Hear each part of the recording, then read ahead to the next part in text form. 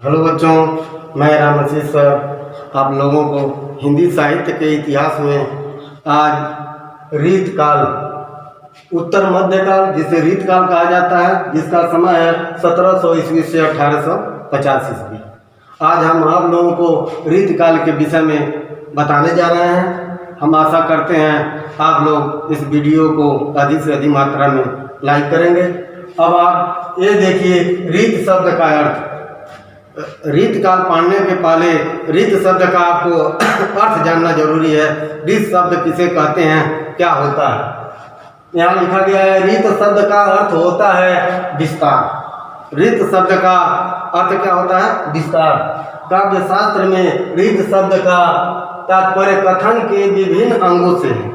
काव्य शास्त्र में रीत शब्द का अर्थ क्या है, कथन के विभिन्न अंगों से है। जैसे है रस है, अलंकार है, छंद है, ध्वनि है, गुण दोष है, नायिका भेद आदि। यानी ये सब रीत शब्द के अंग हैं। कौन कौन है, रस है, अलंकार है, छंद है, ध्वनि है, गुण दोष, नायिका भेद आदि। यानी आपसे पूछा जाए रीत शब्द के विभिन्न अंगों के नाम बताइए, तो आप इन सब का नाम लिख सकते हैं, ज्ञात कर सकते हैं। इसके बाद इसका विवेचना, यानी इन जो अंग हैं, जो अंग आपको दिखाई दे रहे हैं, इन अंगों की अगर विवेचना जिस ग्रंथ में इन अंगों का निरूपण किया जाता है उसे रीत ग्रंथ कहते हैं।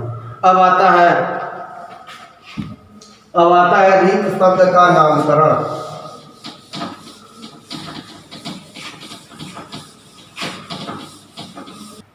अब आता है रीत शब्द का नामकरण, यानी रीत शब्द रीत काल को किन किन नामों से जाना जाता है। यहाँ शब्द के जगह आप काल लिख लीजिए।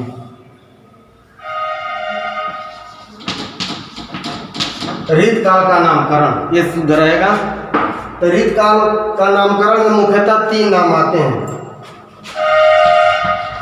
3 नाम रीत काल का नामकरण में 3 नाम आते हैं। पहला क्या है,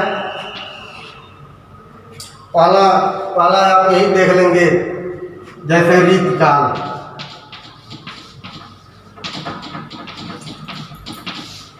रीतकाल कहने वाले कौन है, आचार्य रामचंद्र शुक्ल।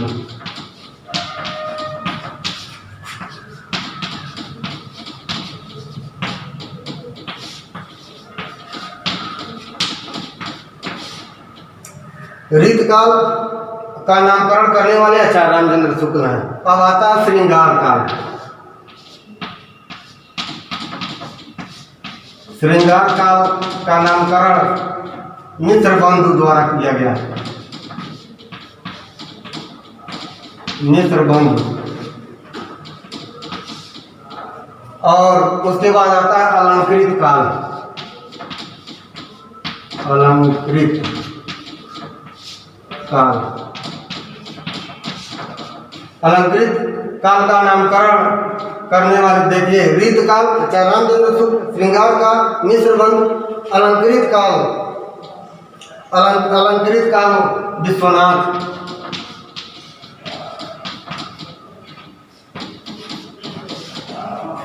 प्रसाद मिश्र।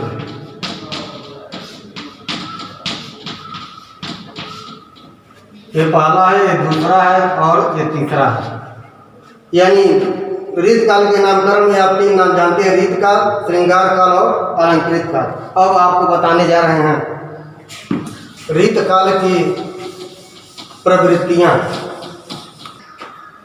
रीत काल की प्रवृत्तियां में आप लोग देखेंगे, पहला है ब्रज भाषा का प्रयोग।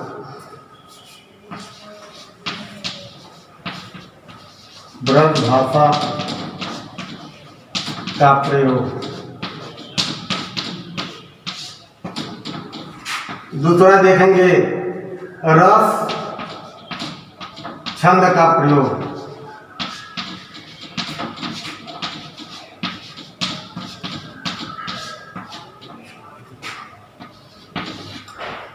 ब्रज भाषा का प्रयोग, रस छंद का प्रयोग, आश्रयदाता।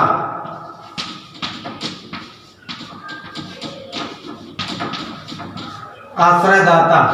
चौथा है नायिका भेद।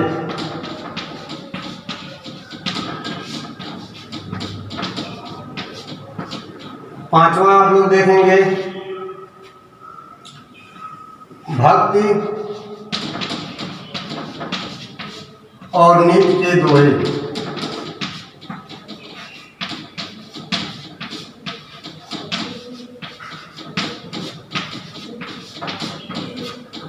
छठवां देखिए नायिका का नखशिख वर्णन।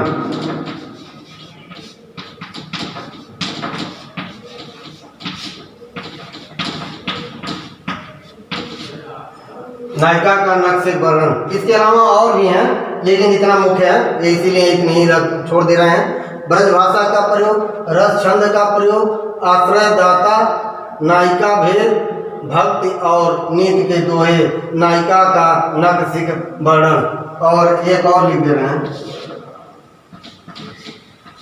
श्रृंगार रस का प्रयोग। श्रृंगार रस तथा वीर रस भी है और वीर रस।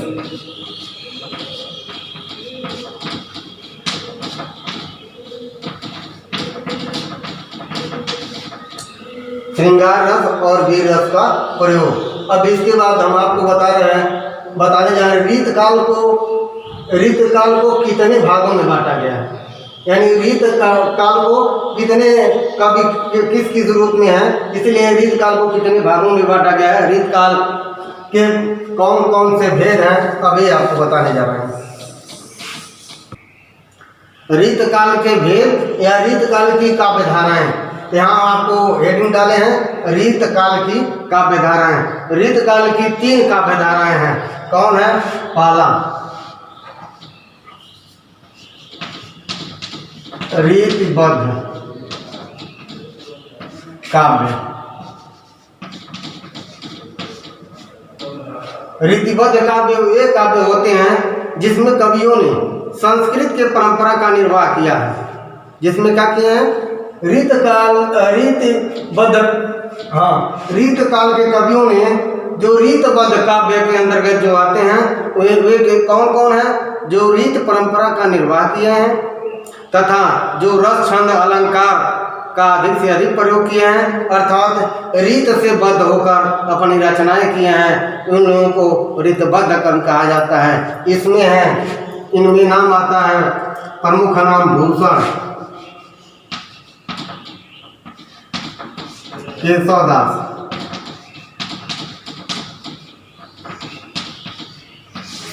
देव, मोतीराम, पद्माकर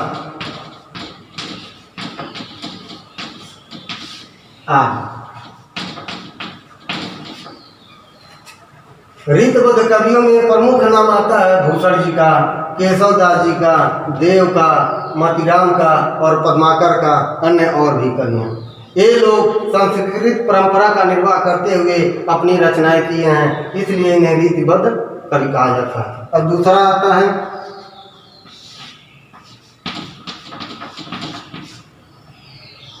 रीतिसिद्ध काव्य। ये रीतिसिद्ध काव्य, रीतिसिद्ध काव्य के अंतर्गत बिहारी जी आते हैं, जिन्होंने बिहारी सतसई की रचना की है। ये अपने काव्य रचना को रीतिबद्ध होकर नहीं किए हैं, अर्थात ये अपने काव्य में रस छंद अलंकार का के साथ साथ भक्ति और नीति के दोहे का प्रयोग किए हैं। ये स्वच्छंद भाव से अपनी रचनाएं किए हैं। इनके अंतर्गत केवल बिहारी जी आते हैं। बिहारी रीति सिद्ध काव्य परंपरा में बिहारी जी प्रमुख हैं, केवल इन्हीं का नाम आता है। अब आता है एक और तीसरी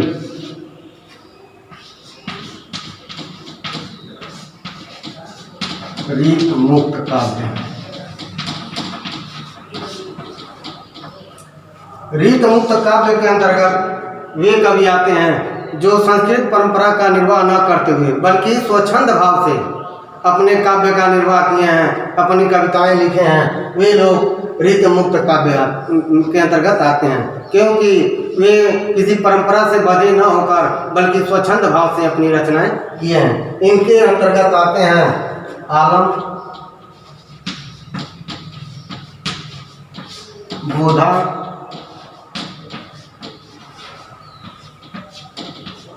ठाकुर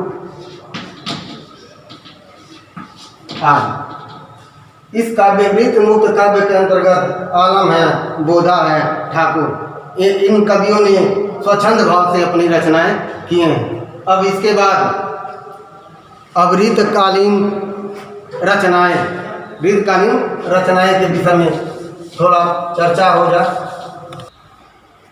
अब आता है रीतकाल के जो प्रमुख कवि हैं उनकी क्या क्या रचनाएं हैं। तो प्रमुख कवियों में सर्वप्रथम केशव जी का नाम आता है। केशव दास जी का देखेंगे, इनका रामचंद्रिका है, कवि प्रिया है और रसप्रिया है। उसके बाद भूषण का नाम आता है। भूषण का आप लोग देखेंगे शिवराज भूषण है, शिवा बावनी है और छत्रसाल दशक है। इसके बाद बिहारी जी को देखेंगे, बिहारी जी का केवल एक रचनाएं हैं, बिहारी सतसई। उसके बाद घनानंद जी का नाम आता है। घनानंद का आप देखेंगे प्रीति है, पावस और पदावली है। उसके बाद चिंतामणि का नाम आता है। चिंतामणि को आप देखेंगे, इनकी रचनाएं कल्पतरु, रस विलास और श्रृंगार मंजरी है। इसके बाद ठाकुर का नाम आता है, जो लिखे हैं ठाकुर ठसक। इसके बाद बोधा जी को देखेंगे, बोधा जी की रचनाएं हैं वीरा, वारिस और इश्कनामा। इस प्रकार बच्चे हम यही आशा करते हैं कि आप लोग रीत काल के विषय में अधिक से अधिक ज्ञान प्राप्त कर लिए होंगे और आप लोग इन रचनाओं को भी याद कर लीजिएगा। अब इसके बाद जब हम आधुनिक काल अब अगली वीडियो में पढ़ाएंगे। धन्यवाद।